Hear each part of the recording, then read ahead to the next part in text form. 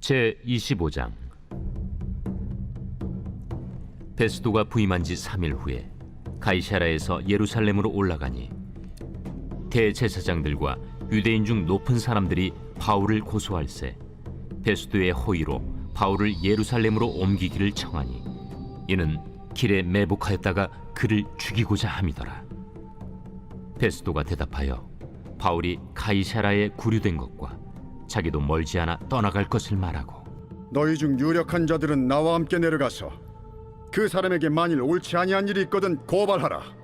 베스도가 그들 가운데서 8일 혹은 10일을 지낸 후 가이사랴로 내려가서 이튿날 재판자리에 앉고 바울을 데려오라 명하니, 그가 나오매 예루살렘에서 내려온 유대인들이 둘러서서 여러 가지 중대한 사건으로 고발하되 능히 증거를 대지 못한지라 바울이 변명하여 이르되, 유대인의 율법이나 성전이나 가이사에게나 내가 도무지 죄를 범하지 아니하였노라.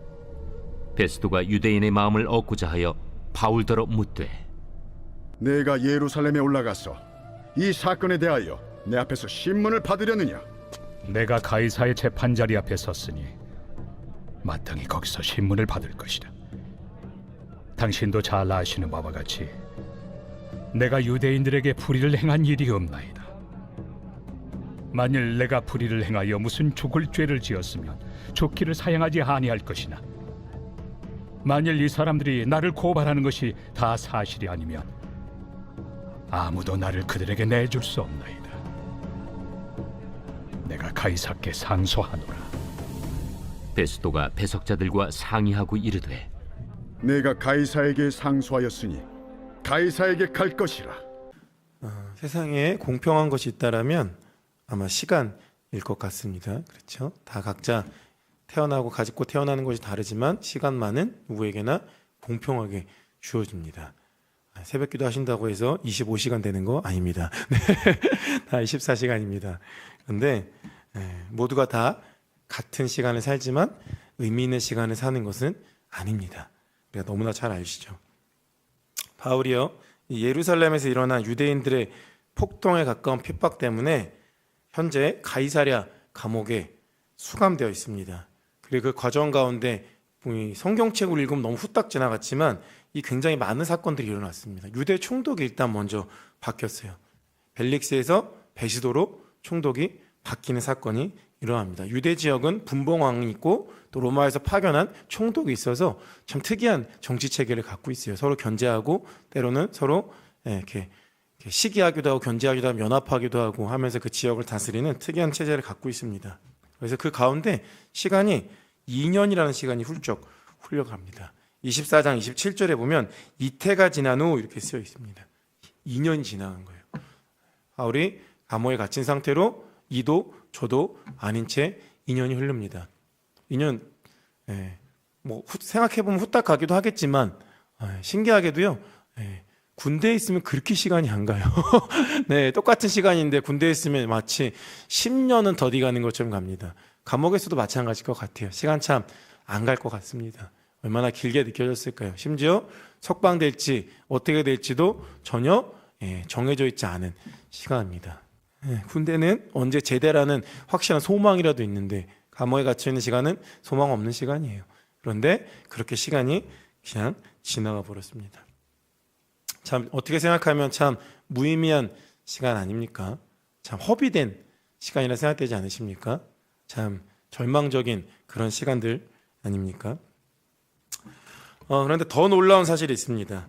2년이라는 시간이 지나갔고 2년 동안 어떤 이들은 자유롭게 하나님 앞에 예배하기도 하고 하나님 앞에 참 의미 있는 시간 보낸 것 같은데 하나도 변하지 않은 사람들도 등장합니다. 사도행전 오늘 23장 12절과 13절을 제가 읽겠습니다. 사도행전 23장 12절과 13절 말씀 제가 있습니다. 날이 새매 유대인들이 당을 지어 맹세하되 바울을 죽이기 전에는 먹지도 아니하고 마시지도 아니하겠다고 이같이 동행한 자가 40이 멍이더라.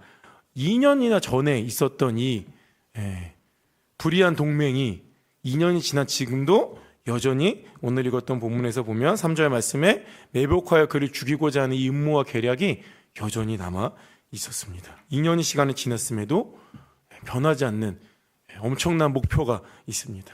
그런데 더 놀라운 사실은요. 그런 간악한 무리를 뭐라 누구냐 설명하여 대제사장과 유대인들 중에 높은 사람들이라고 본문이 기록하고 있습니다. 네.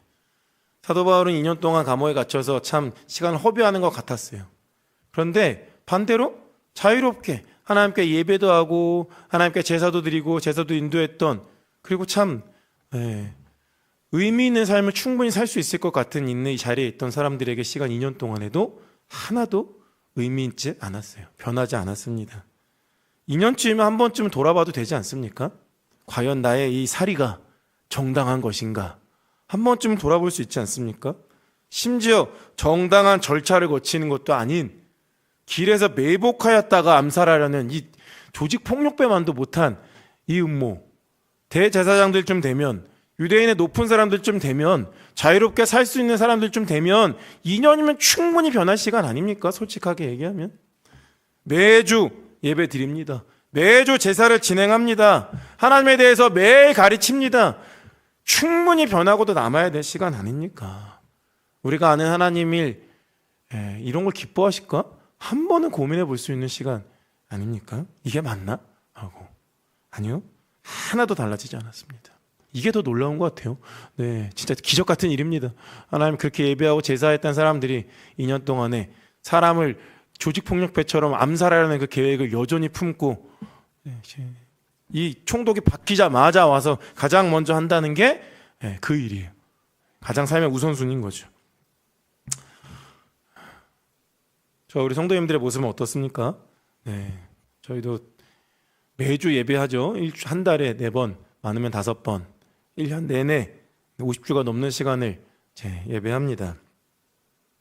우리는 많이 달라지셨습니까?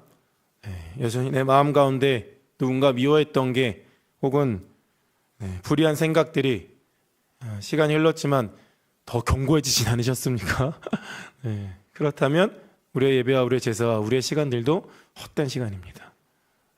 그거는요, 우리가 자유로웠지만 하나님 앞에 신앙생활을 한 게 아니고요, 우리는 그냥 종교적 행위함과 다름없어요. 정말 우리가 하나님을 만났더라면, 우리가 정말 그 하나님의 의를 경험했다라면 우리의 삶에 불의한 생각들은 바뀌게 되어 있습니다. 우리의 마음에 분노도 가라앉게 되어 있습니다. 하나님의 의보다, 하나님의 사랑보다 더 큰 불의와 더 큰 미움과 더 큰 증오와 더 큰 분노가 어디 있겠습니까? 그렇죠? 그런데요, 참 놀라운 일이, 시간 허비하는 것 같았던 사도 바울은 그 2년 동안 참 많이 변했습니다. 사도 바울이 처음부터 이렇게 완성형 크리스찬이 아닙니다. 사도 바울은 뭐 처음부터 사도 바울 뭐 이럴 것 같지만 그렇지 않습니다. 사도 바울도 깨어지고 깨어지는 시간들이 있었습니다. 그리고 하나님의 뜻에 대해서 오해했던 시간들도 있고 자신의 방법대로 일하려는 시간들도 참 많았습니다. 사도 바울은 특별히 더 그랬을 거예요. 왜냐하면 굉장히 에너지가 넘치는 사람이었을 거예요. 그냥 내버려 뒀으면 그 넘치는 에너지 때문에 성령의 순종을 받는 것이 아니라 오히려 가는 곳마다 아마 일 망쳤을 그런 사람입니다. 그런 분들 있잖아요. 굉장히 이렇게 열정이 넘치고 복음도 잘 아시는 것 같은데 신기하게 그 사람하고 일하면 일이 안 돼. 왜? 너무 자기 마음대로 하니까. 저는 사도 바울도 그랬을 거라 충분히 생각합니다. 하나님이 그를 잘 다듬으셔서 사도 바울이 된 것이죠. 사도 바울이 2년 동안 갇혀있던 시간들은 아마도 그런 시간이었을 것 같습니다. 갇혀 있었지만 하나님의 뜻에 대해서 깨닫는 시간이 됩니다. 로마에 가고자 했던 그의 마음은 변하지 않았어요. 왜냐하면 하나님으로부터 이미 그것이 하나님의 뜻이다라는 응답을 받았으니까요.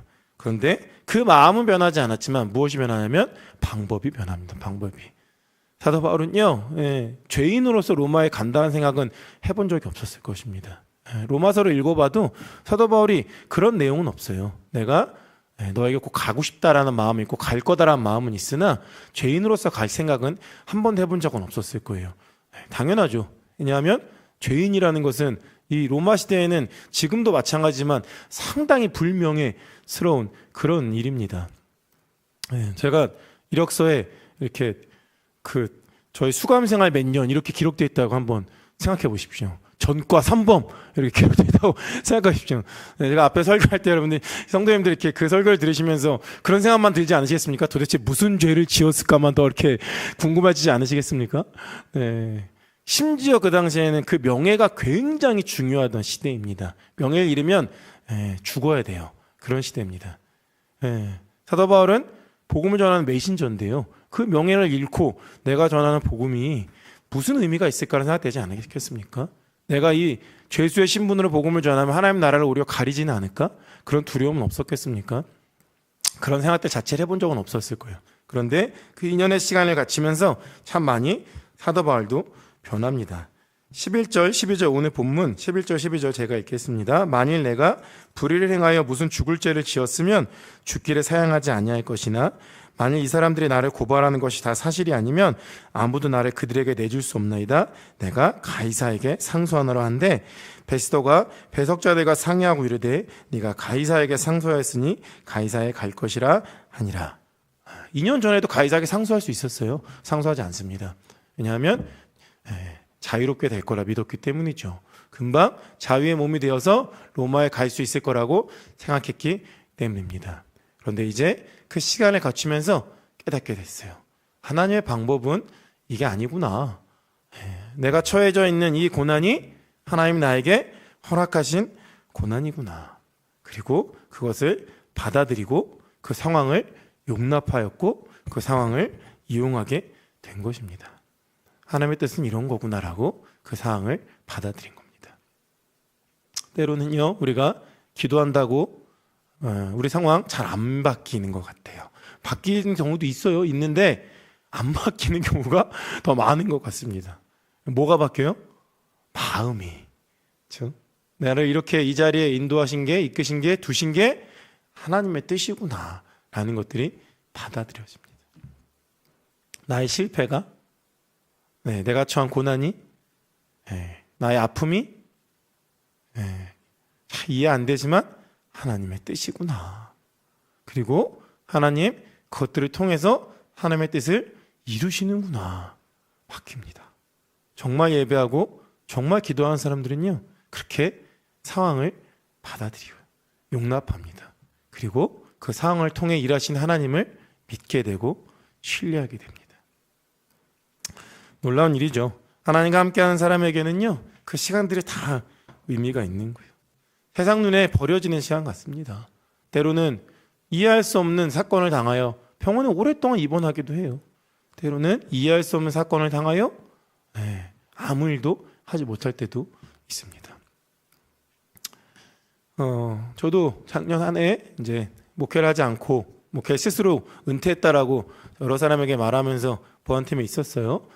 참 의미 없는 시간 같았습니다. 저한테도 하루하루 내가 이렇게 살아 뭐하지? 라는 생각이 들었어요. 하나님 도대체 나를 뭐하러 목사의 안수까지 주셔서 이런 일을 하셨을까? 내 욕심이었을까? 많은 생각들 들었습니다.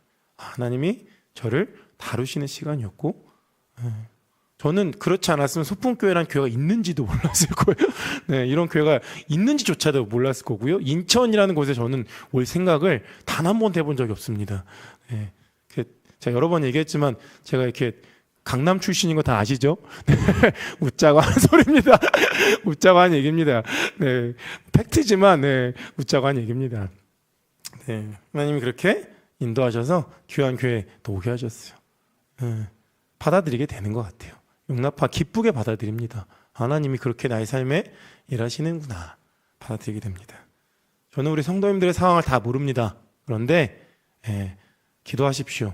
그리고 상황이 바뀔 수 있습니다. 바뀌도록 기도하십시오. 그런데 바뀌지 않으면 하나님이 우리의 마음이라도 바꿔주실 거예요. 그리고 그것들을 하나님의 뜻대로 이뤄 가실 것입니다. 그렇게 하실 거예요. 그게 기도죠. 그게 은혜입니다. 그렇지 않으면 대제사장들하고 똑같아요. 우리가 아무리 예배하고 자유롭게 제사한다 한들 우리의 마음이 변하지 않고 달라지지 않고 우리의 마음의 미움과 분노와 증오와는 해결하지 못하면 그거는 상당한 문제가 있는 것입니다. 신앙 상담을 반드시 받으시길 바라고 신방을 꼭 요청하시기를 바랍니다. 그러나 새벽에 나와 기도하시는 우리 성도님들의 삶에는 그렇지 않으리라 믿습니다. 이 사도 바울의 시간을 통해서요, 단순히 그의 뜻만 바뀐 게 아니라 참 놀라운 사건들이 일어났어요. 이 투옥 시간 통해서 예수님을 믿는, 예수님을 따르는 굉장히 신흥 종교잖아요. 이 신흥 종교, 예수님을 따라가는 이 사람들이 예수님의 이 법정에서 변증되는 사건이 나타난 것입니다. 네, 놀라운 사건이죠. 이 변증됩니다. 계속해서 오해와 여지가 있었거든요. 이것은 유대교회를 부정하는 종교다. 너희는 전통도 뿌리도 없는 놈들이야. 이런 비난. 그리고 이방인들에게는 너희는 반역자들이야. 너희는 체제를 뒤엎으려는 자들이야. 라는 그런 오해들이 있었어요. 그러나 이 사도 바울의 법정에 서면서 그 신앙을 변증할 기회를 얻으면서 법적으로 공식적으로 오피셜로 인정받은 거예요. 유대교 전통에 서 있는 종교입니다. 우리는 오히려 유대인들이 그토록 기다리던 하나님 나라의 갈망을 같이 기다리고 갈망을 경험한 자들입니다라고 이 종교를, 이 기독교를 변하게 될 기회를 얻은 겁니다. 뿐만 아니라 우리는 더 나아가서 이방인들을 배척하거나 기존 체계를 무너뜨리는 자들이 아니라 이 세상에 속해 있지만 세상과는 완전히 다른 공동체입니다 라는 것을 변증할 기회를 언제 얻었다? 고난을 통해서, 투옥 시간을 통해서, 법정의 설명을 통해서, 수많은 정치 지도자들 앞에 설명을 통해서 얻게 되었다는 것입니다. 우리 예수 믿는 신앙 언제 변증됩니까? 역설적이게도 고난 중에 있는 성도들 통해 변증됩니다.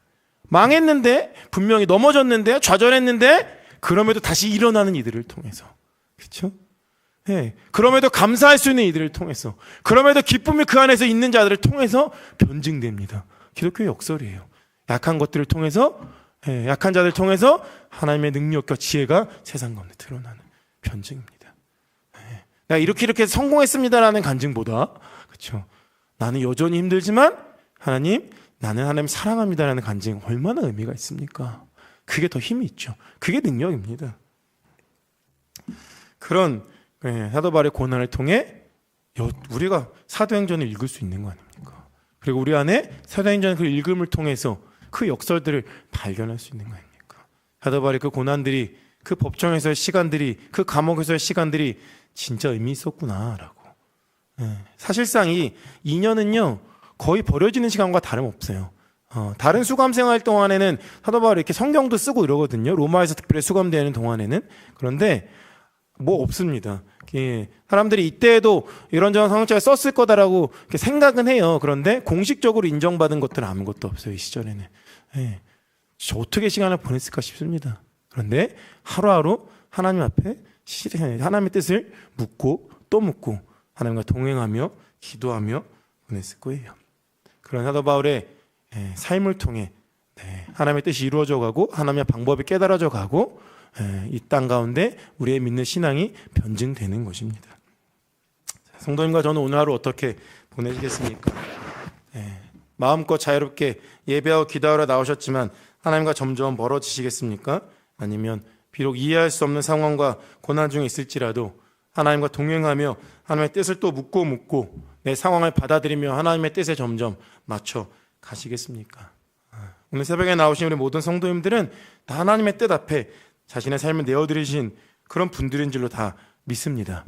그래서 오늘 하루 또 이번 한 주 하나님 내 삶에 하나님의 뜻이 이루어지게 하여 주옵소서 그것을 받아들이고 그 뜻대로 살겠습니다 결단하시며 그렇게 또 하나님의 일하심을 경험하고 내 삶을 통해 내가 믿는 예수님의 신앙을 변증하는 우리 모든 성도님들 다 되시기를 예수님의 이름으로 축복합니다.